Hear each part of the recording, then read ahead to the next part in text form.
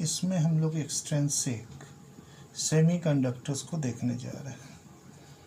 इसमें हम लोग पहले क्या सीखेंगे कि डोपिंग क्या होता है। एक नंबर का क्वेश्चन सीबीएसई बोर्ड बहुत कॉमनली पूछता है, व्हाट इज़ डोपिंग। ये तो हम लोग लिख सकते हैं the impurities which are impurities मान लीजिए, पार्टिकल्स मान लीजिए कि impurities which are being added from outside to increase the conductivity of the cell. Conductivity of the crystal lattice is called extrinsic semiconductor. Extrinsic semiconductor. यहाँ पर हम लोग दो हिस्सों को पढ़ना था। पहला था एन टाइप और एक और हिस्सा पढ़ना था पी टाइप। तो ये बेसिकली हम लोग समझना पड़ेगा, ये 14th ग्रुप है। तो एन टाइप में क्या होता है कि 15th ग्रुप के एलिमेंट के आइटम को 14th ग्रुप में मिलाना, तो वो क्या बनेगा एन टाइप। और अगर 13th ग्रुप, बच्चे कंफ्यूज हो जाते हैं, और 13th ग्रुप के एलिमेंट्स के आइटम को अगर 14th ग्रुप में मिलाएंगे तो बनेगा पी टाइप। तो यहाँ पे इसको समझने के लिए बेसिकली अगर हम लोग ध्यान रखते हैं, पहले ये हम लोग मान ले बेसिक में 14th ग्रुप, उसके बाद लिख पाएंगे। तो ये सिलिकॉन माना, सिलिकॉन का वैलेंस इलेक्ट्रॉन कितना हो गया, 4 हो गया। अब यहाँ पर हम लोग 15th ग्रुप को ले रहे हैं। 15th ग्रुप में हम लोग फास्फोरस ले रहे हैं, तो 15 होता है, तो इसके जो number of electrons valence electron हुए वो 5 हो गए। तो ये जो है कोवैलेंट बॉन्ड एक दूसरे के साथ बना लेगा, लेकिन ये क्या हुआ, एक फ्री इलेक्ट्रॉन पर आइटम बचा, फ्री इलेक्ट्रॉन पर आइटम। लेकिन अगर एक मोल में ले लेंगे तो number of electrons will enhance. तो उसी पर कहता है कि इसमें सरप्लस हम लोग को इलेक्ट्रॉन्स मिल रहा है। तो इसी टाइप के सेमीकंडक्टर्स को हम लोग कहते हैं एन टाइप एक्सट्रिंसिक सेमीकंडक्टर। तो हम लोग कहते हैं N type semiconductors are formed when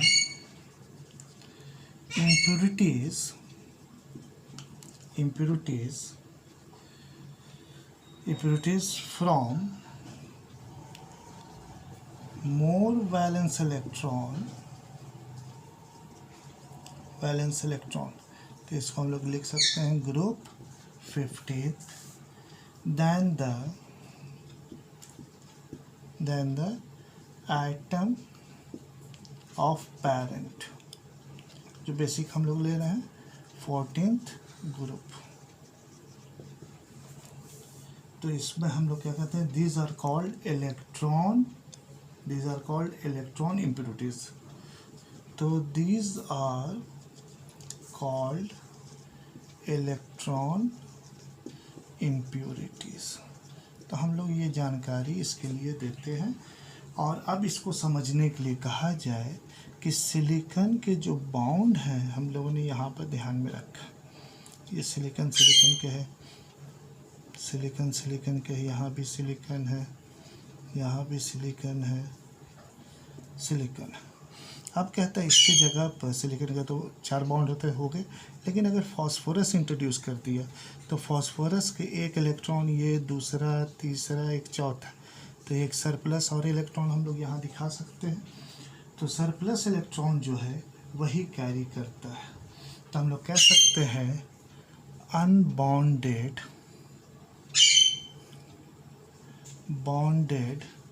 electrons conduct electricity. तो ये बेसिकली हम लोग को कहता है कि जब अगर इस तरह का मूवमेंट होगा तो हम लोग क्या कहेंगे, एन टाइप सेमी कंडक्टर्स। अब हम लोग यहीं पर जानकारी लेंगे पी टाइप सेमी कंडक्टर्स। तो एन टाइप तो हम लोग बता दिया, और यहीं पर हम लोग बेसिकली ध्यान रखते हैं पी टाइप के लिए। तो अगर हम लोग पी टाइप के लिए बात करें तो कहता है कि 13th ग्रुप जो है, जो इलेक्ट्रॉन डिफिशिएंट है, इसको किस में हम लोग को डालना है, 14th ग्रुप को। तो हम लोग यहाँ पर लिख सकते हैं पी टाइप सेमी कंडक्टर्स। इसमें जानकारी हम लोग क्या गया, तो these are formed when impurity, जिसको हम लोग ऐड कर रहे हैं, impurity atoms containing lesser number of valence electron. तो ये कौन ग्रुप का हो जाएगा, group 30, then the atoms of the parent. Parent जो है, तो पेरेंट इंसुलेटर हम लोग भी कह सकते हैं, इसलिए कि उसके जो बॉन्ड है कंप्लीट है, उसमें कोई फ्री इलेक्ट्रॉन्स नहीं है। तो ये कौन हो जाएगा, ग्रुप 14। और इस पर क्या हो जाएगा, electron deficient impurities. These are electron deficient हम लोग इम्प्योरिटीज कहते हैं। उसमें हम लोग क्या कहते हैं, एक और हम लोग बेसिकली ध्यान रखेंगे, एक्सटेंसिव में हम लोगों ने कहा था कि एन टाइप रहेगा, तो इलेक्ट्रॉन हम लोग क्या कहते हैं, इलेक्ट्रॉन रिच। इलेक्ट्रॉन इम्प्योरिटीज की मात्रा ज़्यादा है, यहाँ पे इलेक्ट्रॉन रिच ना है, इलेक्ट्रॉन डिफिशिएंट है। तो हो सकता है ट्विस्ट करे क्वेश्चन को, लेकिन we are liable to give the answer more appropriate. तो अगर हम लोग इसका एग्जाम्पल्स को ध्यान में रखें, तो एग्जाम्पल्स हम लोग को कहता है कि हम लोग सिलिकॉन को ध्यान में रख रहे हैं। सिलिकॉन के बॉन्ड हैं, जैसे बॉन्ड था वैसे ही हम लोगों ने दिखाया, सिलिकॉन के बॉन्ड हम लोग दिखाया, ये हम लोगों ने दिखाया। ये फर्दर इसको अगर ध्यान में रखते हैं तो यहाँ पर हम लोग 13 ग्रुप को लाया, तो इसके तो ऑलरेडी कितना होना चाहिए, 4 होना चाहिए इसके बॉन्ड, लेकिन यहाँ पर जो है जगह इसकी खाली रहती है। तो ये जो जगह खाली रहती है, इसको हम लोग क्या नाम देंगे, इलेक्ट्रॉन होल। और ये जो है इलेक्ट्रॉन होल जो है, जो वैलेंस इलेक्ट्रॉन जो है, बोरोन का 3 वैलेंस इलेक्ट्रॉन जो है, वो क्या करेगा, होल करेगा कोवैलेंट बॉन्ड में, और ये इलेक्ट्रिकल कंडक्टिविटी के लिए रिस्पॉन्सिबल है। हम लोग लिख सकते हैं these holes are responsible for electrical conductivity and will result for p-type semiconductor। ये जानकारी हम लोग को मिला। तो एक क्वेश्चन हम लोग लिया आया कि यूजेस ऑफ सेमीकंडक्टर कहाँ कहाँ होता है। फिजिक्स में आप लोग रेगुलर पढ़े होंगे।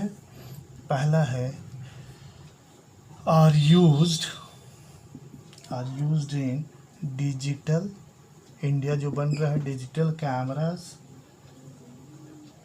एज वेल एज डिजिटल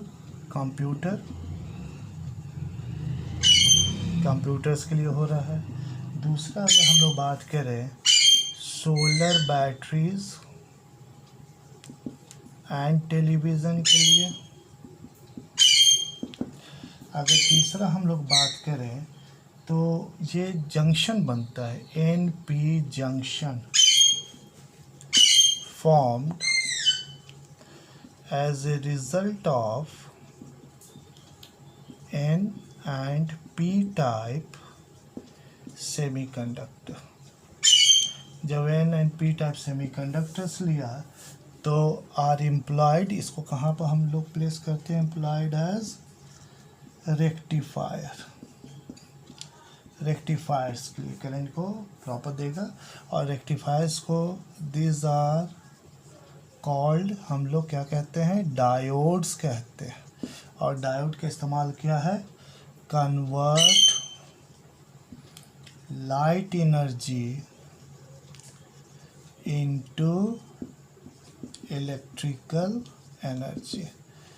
तो ये तो बेसिकली दिया और फिजिक्स में आपको और डिटेल्स में बताएंगे सर। तो यही सारी चीज़ें हम लोग को सीखनी थी एन टाइप और पी टाइप सेमीकंडक्टर्स में। तो यही हम लोग की बेसिक चीज़ है। और उसमें ये भी कह सकते हैं कि ग्रुपिंग में अगर 15 ग्रुप को लेकर के 13-15 ग्रुप के भी कॉम्बिनेशन हो सकता है, 12-16 ग्रुप के भी कॉम्बिनेशंस हो सकते हैं।